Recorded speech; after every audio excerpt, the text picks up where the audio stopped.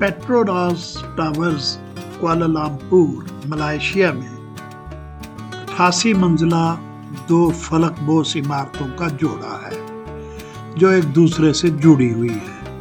ये 452 मीटर यानी 1483 फुट बुलंद है। इस मलाइशियन आइकून की तामीर 1993 में शुरू हुई और 1999 में मुकम्मल हुई। 1998 से 2004 तक ये दुनिया की बुलंद तरीन इमारत थी। ये मलेशिया की कंपनी नेशनल पेट्रोलियम लिमिटेड का सदर दफ्तर है जो पेट्रोनास के नाम से मशहूर है।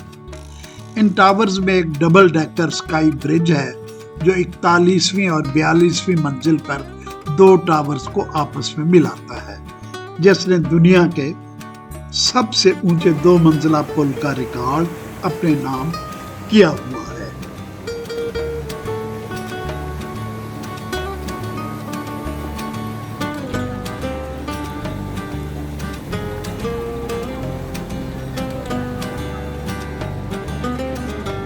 मेरे सर के पीछे छुपे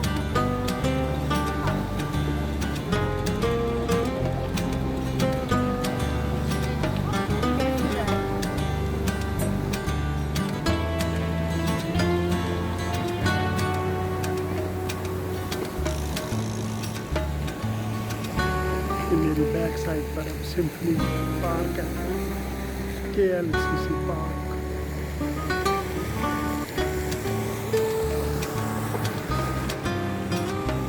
ये मैं इस बेंच पर बैठा हूँ जिस पर ये कुर्सी है।